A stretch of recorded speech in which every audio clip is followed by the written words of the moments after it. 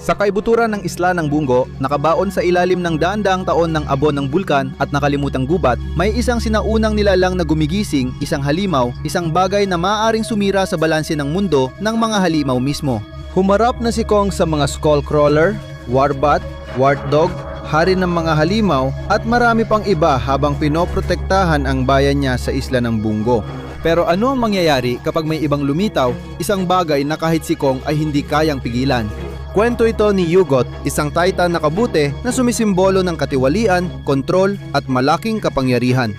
Maaring mas malakas pa ito sa lahat ng titan sa Monsterverse na nakita natin. Kahit si Godzilla ay matatakot dito dahil sa tagong kapangyarihan nitong mas malakas pa sa mga Alpha Titan at kayang sakupin ang buong planeta. Ganito ipinakilala ng Return to Skull Island ang maaaring pinakamakapangyarihang Titan na nakita na sa serye at baka hindi mo pa ito alam. Bago natin talakayin ang fungal na halimaw, mag-subscribe at pindutin ang notification button. 64% sa inyo ay hindi pa nakasubscribe, kaya tulungan kaming mapaliit ang agwat bago dumating ang supernova. Si Titanos Yugot, na kilala rin bilang Pestilence at ang buhay na monolith, ay isang napakalaking titan. Ipinakilala sa 2025 comic series na Return to Skull Island at sa kasunod nitong 2026 na Escape from Skull Island na sumunod sa Skull Island animated series na itinakda nung unang bahagi ng 11 na Daan Siyam Naputs. Namumukod-tangi siya kumpara sa mga Titan gaya ni Kong o Godzilla dahil hindi lang siya hinubog ng purong lakas kundi ng mas nakakakilabot na bagay, impeksyon, katiwalian at kontrol. Tinatawag ito ng IWI na isang elemental na para bang ang Hollow Earth ay may espiritu, isang sinaunang nabubulok na pusod ng kadiliman na nakalabas na sa liwanag. Di tulad ng ibang Titan, si Yugot ay hindi nangungunang mga ngaso o territorial na halimaw. Isa siyang symbiotic Titan na kayang magsanib sa kanyang kapaligiran.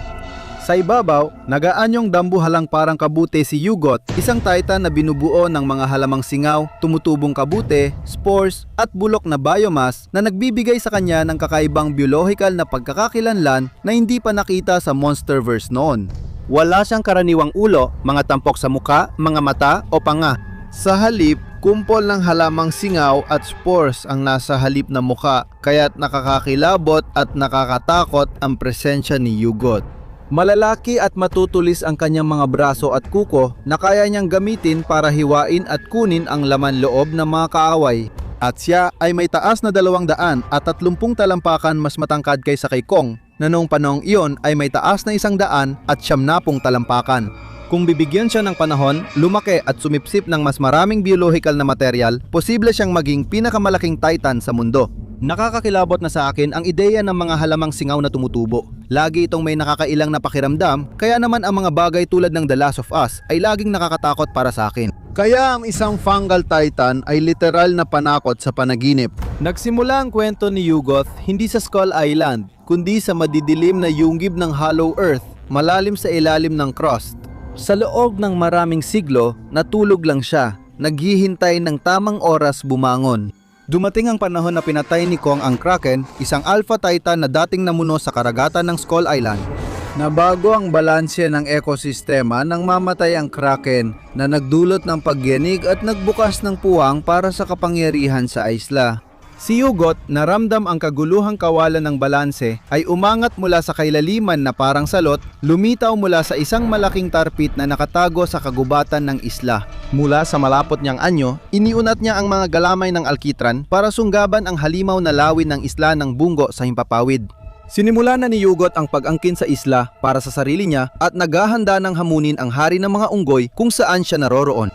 Ang nakakatakot kay Yugot ay hindi ang laki niya, kahit nakayanan niyang lampasan ang maraming halimaw, kundi ang kakayahan niyang kontrolin ang paggawa ng spora sa isla ng Bungo, impeksyon, pagbabago ng anyo at biological na paghahari. Kasama na rito ang kakayahang kontrolin ang ibang mga Titan at gamitin sila para sa kanyang kapakinabangan. Kaya talakayin natin ang mga kapangyarihan niya at kung paano eksaktong gumagana ang mga ito at kung paano siya may potensyal na sakupin pa ang buong planeta. Ang pangunahing kakayahan ni Yugot ay lumikha ng maraming spores, parasitikong particle ng katiwalian na pumapasok at kumakalat sa ibang nilalang. Hindi lang lason ang spores na ito. Inaalipin nila ang mga biktima at ginagawang sunod-sunuran ni Yugot gamit ang psychic na kapangyarihan niya. Gaya ng cordyceps na nilalason ng insekto gamit ang spores na pumapasok sa katawan, kinokontrol nila ang nervous system at laman ng host kaya nagmumukhang zombie.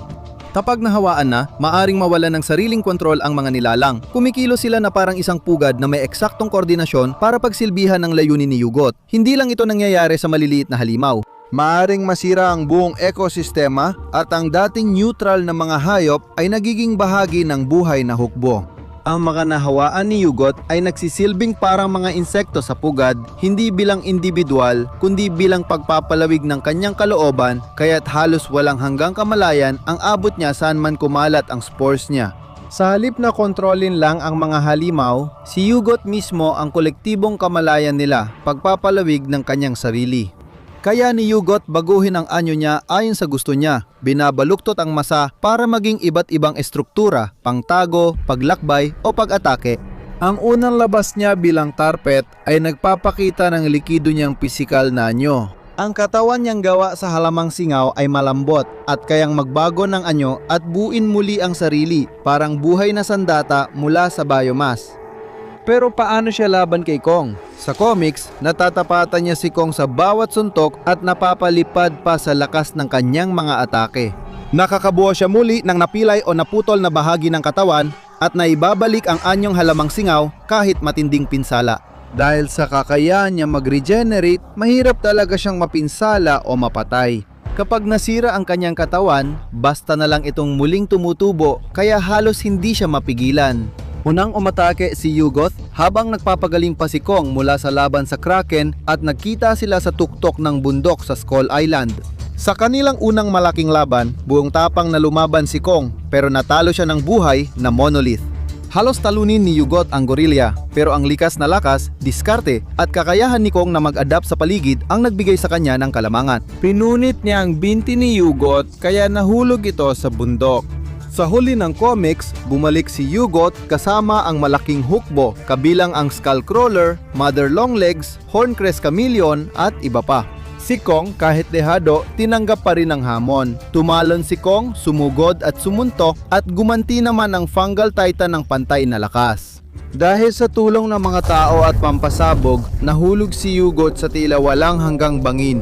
Ang tagumpay ay tila napunta kay Kong, pero kahit ganon, hindi pa rin tuluyang natalo ang Titan. Ayon kay Kaya, malamang na umatras si Yugot pabalik sa Hollow Earth, naghahanda pang muling bumangon. Ibig sabihin nito, sa kabila ng lahat, babalik si Yugot, mas malaki, mas malakas at may mas malaking hukbo. Ngayon, ito ang tanong. Sa mga higante tulad ni Godzilla, Ghidorah at Amoluk sa Monsterverse, si Yugot kaya ang pinakamakapangyarihang Titan sa kanila. Kadalasan, ang mga halimaw ay gumagamit ng lakas, espesyal na kakayahan gaya ng atomic breath o likas na ugali. Ang kay Yugot ay katiwalian. Kung nakakahawa ng biological tissue sa Skull Island ang spores niya, posibleng mag-evolve ito para mahawa rin ang mas malalaking Titan tulad ni Godzilla o Shimo paglipas ng panahon. Magiging parang mga galamay ni Yugot ang buong hukbo ng mga halimaw.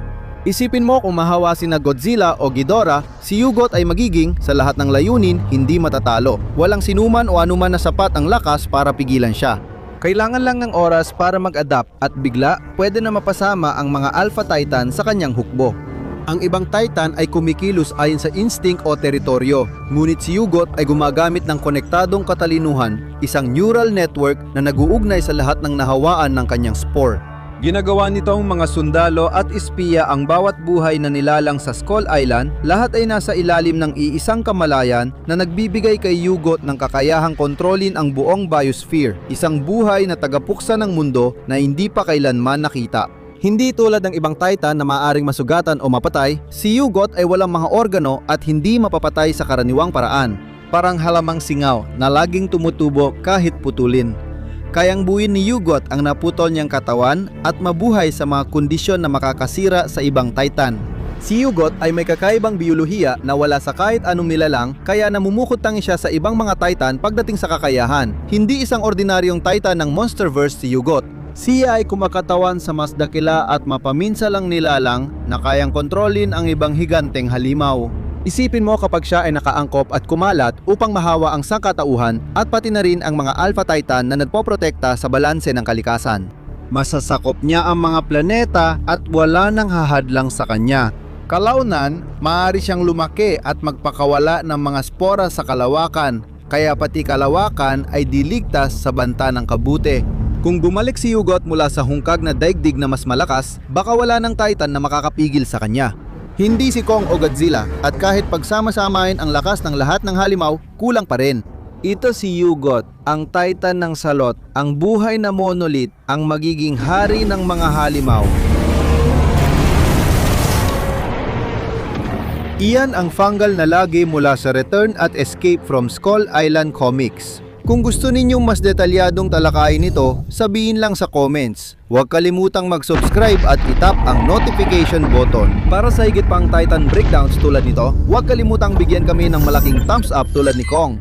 Ako si Alistair at magkikita tayo muli mga residente sa susunod.